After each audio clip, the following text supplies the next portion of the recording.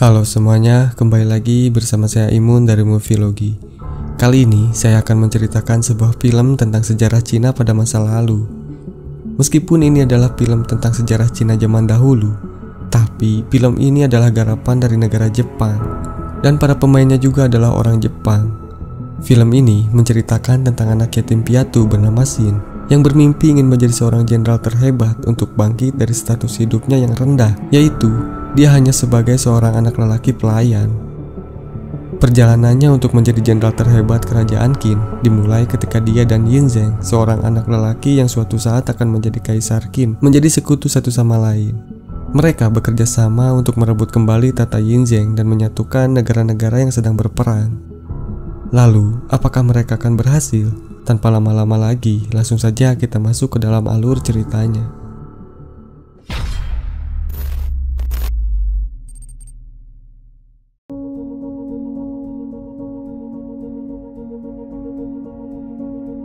Film ini berlatar di tahun 2505 sebelum Masehi. Terdapat sebuah wilayah di bagian barat Cina yang bernama Qin.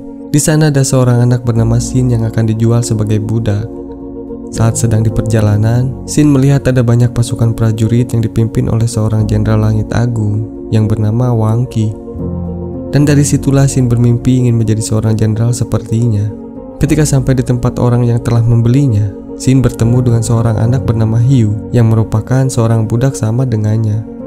Ternyata, Hiu juga memiliki impian yang sama dengan Shin, yaitu ingin menjadi jenderal langit agung. Dan sejak saat itulah, mereka pun memutuskan untuk berlatih pedang dengan giat di sebuah hutan demi bisa mewujudkan mimpinya.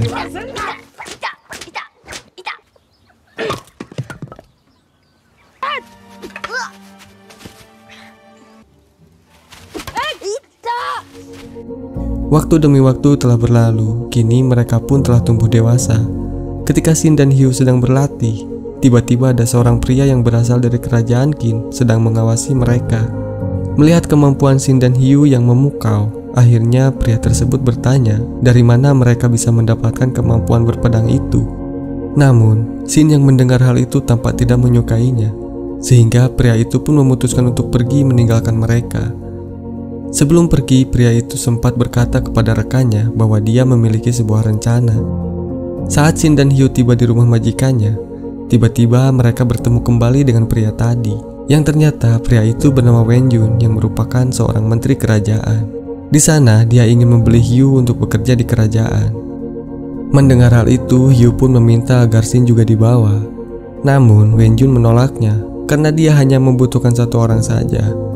Karena dirasa itu adalah kesempatan yang bagus, akhirnya Hiu pun memutuskan untuk menyetujuinya. Shin yang mengetahui hal itu memberikan semangat kepada sahabatnya itu. Sebelum mereka berpisah, mereka berdua sempat berlatih untuk terakhir kalinya. Shin kemudian berkata bahwa nanti dia akan menyusul Hiu. Semenjak sahabatnya pergi, Shin kini hanya berlatih seorang diri. Namun, hal itu tidak menyurutkan semangatnya. Dia semakin giat berlatih setiap harinya agar bisa mewujudkan mimpinya.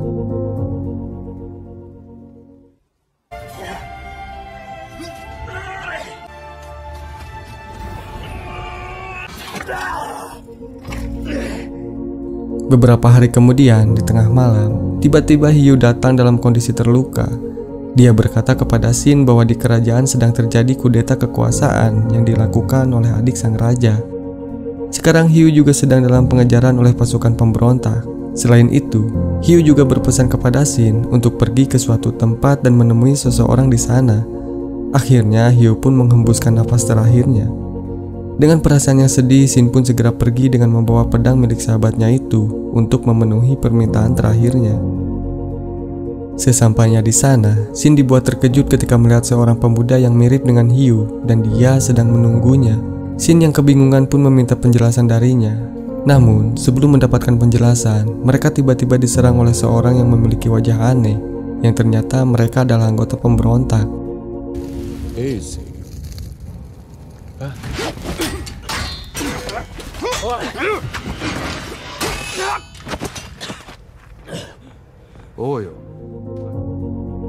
Dan akhirnya kebenaran pun terungkap. Sebenarnya, orang yang baru saja ditemui oleh Shin bukanlah Hiu, melainkan Yinzheng yang merupakan seorang raja di wilayah Qin. Selain itu, Tujuan dikirimkannya Hugh ke istana adalah untuk menyamar sebagai Raja Yingzheng. Hal itu dilakukan untuk mengelabui sang musuh. Setelah mendengar hal itu, Xin menjadi marah dan berencana untuk menghabisi Raja Ying.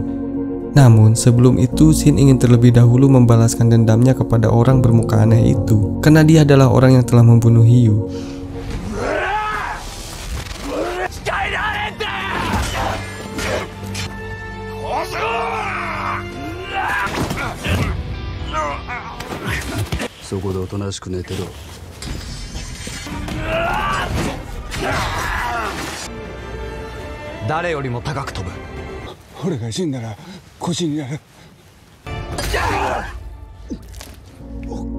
Dengan susah payah, Xin pun berusaha untuk mengalahkannya, dan akhirnya orang itu bisa dikalahkannya. Setelah itu, Xin tiba-tiba melihat desanya telah dibakar habis oleh prajurit pemberontak. Karena hal itu, Xin pun memutuskan untuk merubah rencananya yang pada awalnya ingin membunuh Ying, kini berbalik ingin menghabisi semua prajurit pemberontak. Dan Xin memilih untuk bersekutu dengan Ying. Sementara itu, Yingzheng telah memiliki rencana untuk merebut kembali tahtanya.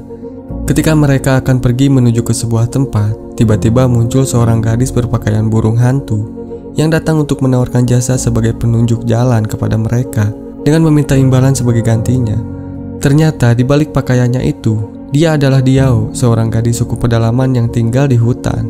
Karena dia mengetahui semua arah jalan, akhirnya Yingzheng pun menyetujuinya dan akan memberinya imbalan setelah Ying berhasil merebut kembali tahtanya.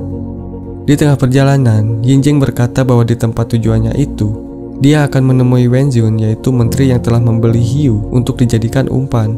Namun hal itu malah membuat Xin menjadi marah setelah mengetahui bahwa Wenjun sengaja mengorbankan nyawa Hugh kepada para pemberontak.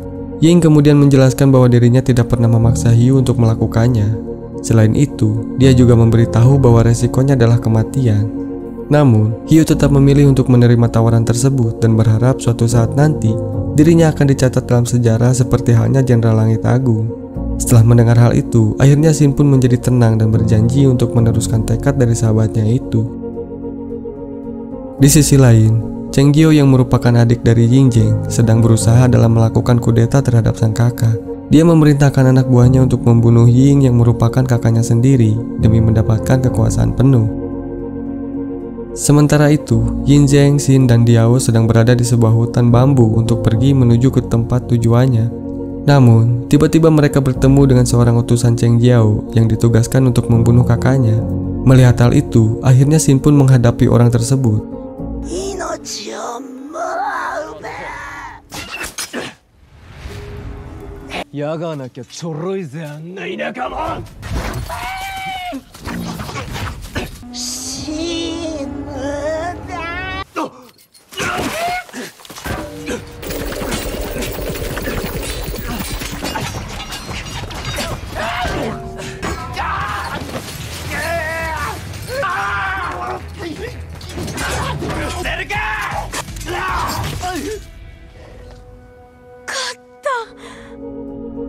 Walaupun Xin berhasil menang, tetapi Xin terkena racun sehingga membuatnya tidak sadarkan diri.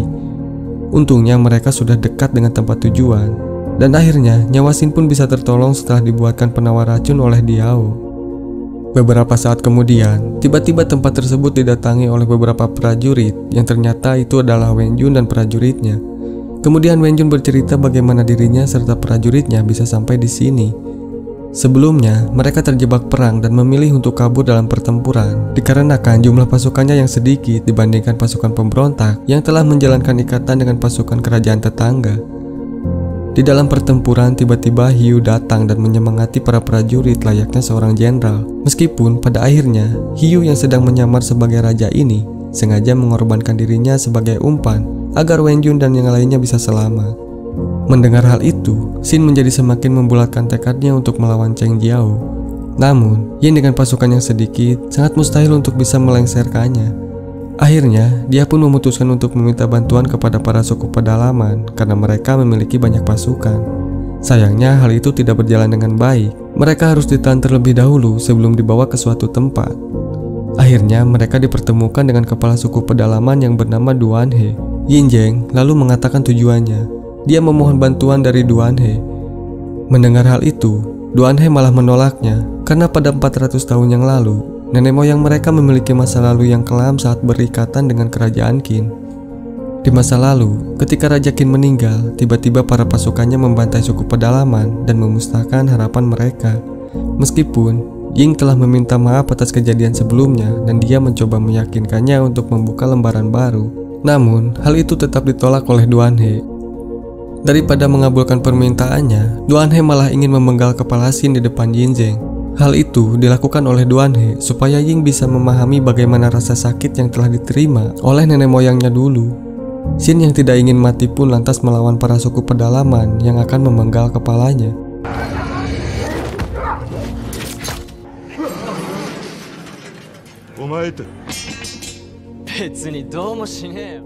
Kemudian Xin berbicara kepada Duanhe, jika mereka peduli dengan nenek moyang, maka mereka harus mewujudkan mimpinya.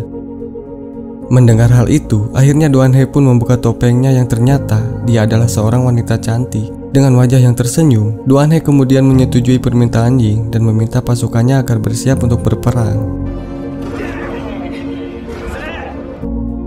Akhirnya, mereka pun mulai menyusun sebuah strategi di mana Xin, Ying, dan para pasukan Wenjun akan menyamar sebagai pasukan suku pedalaman. Hal itu bertujuan supaya mereka bisa mendapatkan akses masuk ke dalam gerbang istana. Beberapa saat kemudian, mereka pun akhirnya sampai di depan istana. Duanhe lalu menyampaikan pesan kepada Cheng Jiao dengan berpura-pura bahwa mereka ingin menjalin ikatan dengan kerajaan Qin. Mendengar hal itu, Cheng pun mempersilahkannya masuk. Namun, Duanhe hanya diperbolehkan membawa 50 pasukan saja ke dalam istana dan sisanya menunggu di luar.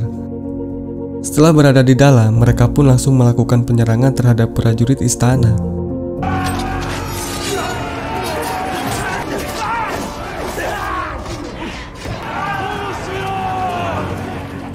Setelah itu, mereka membagi kelompok menjadi 2 bagian, di mana Xin dan 9 orang lainnya, termasuk Diao, harus masuk ke dalam ruangan raja melalui sebuah jalan rahasia. Sedangkan Duanhe, Ying, dan Wenjun dan sisanya mengalihkan perhatian pasukan istana yang berada di halaman. Kelompok Duanhe sempat mendapatkan penyerangan dari pasukan istana, sampai akhirnya mereka dapat menyerang balik pasukan istana dan terus bergerak maju.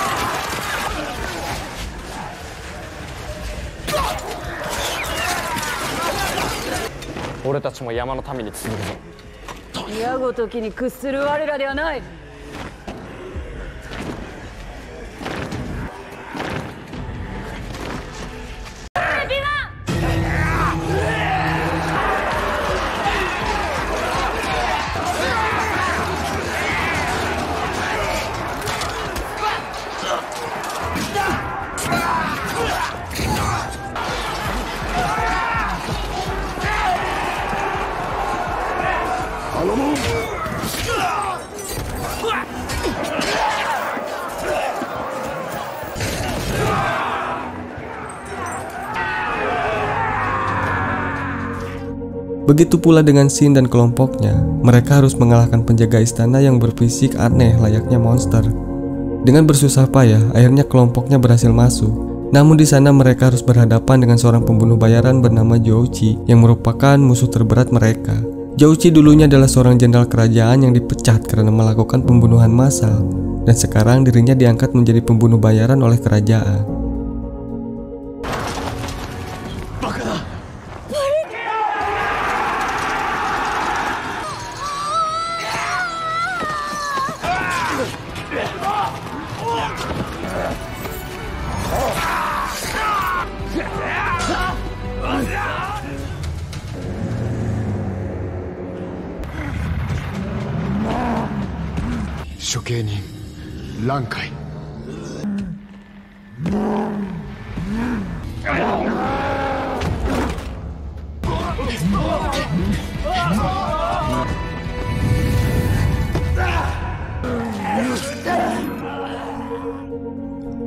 Setelah dia berhasil mengalahkan pasukan pedalaman, kini tiba saatnya Shin menghadapi Jiao Qi dengan kemampuan yang telah berkembang. Hal itu membuat Shin menjadi kewalahan dalam menghadapinya.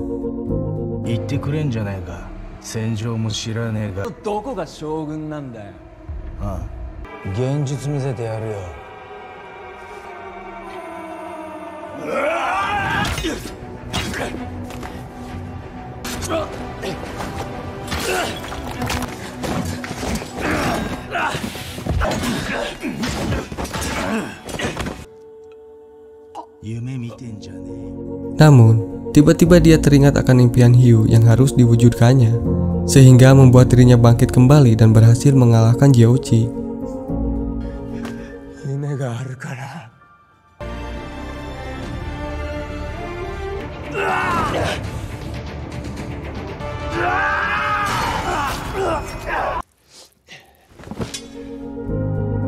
Kemudian Shin menyuruh Cheng untuk keluar menemui Yin Zheng yang masih bertempur di luar. Cheng yang merasa tidak berdaya pun menuruti perintah dari Shin. Dan akhirnya, kebenaran pun mulai terungkap mengenai silsilah keluarga mereka, yang dimana Yin dan Cheng terlahir dari ibu yang berbeda. Ibunya Cheng merupakan keturunan dari bangsawan, sedangkan ibunya Ying hanyalah seorang penari biasa.